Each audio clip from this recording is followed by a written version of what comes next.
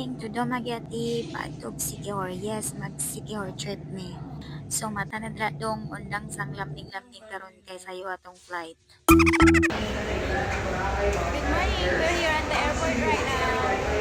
We're heading to Dumaguete. Time check, it is 7:14 in the morning. So, mauto, nagpaulay ni sa pila kay di mi ginahan magdasok.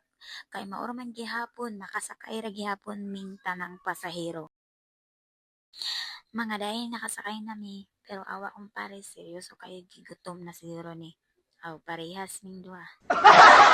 Aw, bintaha ming smile, kagets gyud ni siya unsay buhaton basta na camera. We just get landed, and then we gonna get our luggage. First time namo sa Dumaguete, pero gamay raman di ilang airport sa. Tada! We have our luggage now, so we're going to take a trike. We're here in the trike now, on the way to the mall. Mga day, it takes 10 to 15 minutes para mabot ni sa port.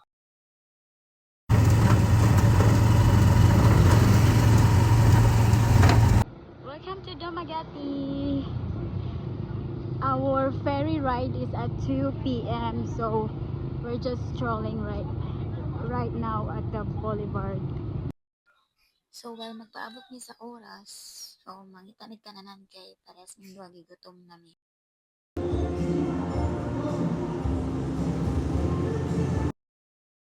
So, nakakita mi diri or resto bar. Akong plano is dili ko makaon og daghan kay dagatunan ra ba kaayo ko mahadlo ko magsuka. Yummy. At exactly 1:30, we went back to the port and pay for the tourist fee, which is only cost 15 peso per person. Diba? We're here at the boat now, guys. Thanks for watching and see you in our next video. Bye-bye!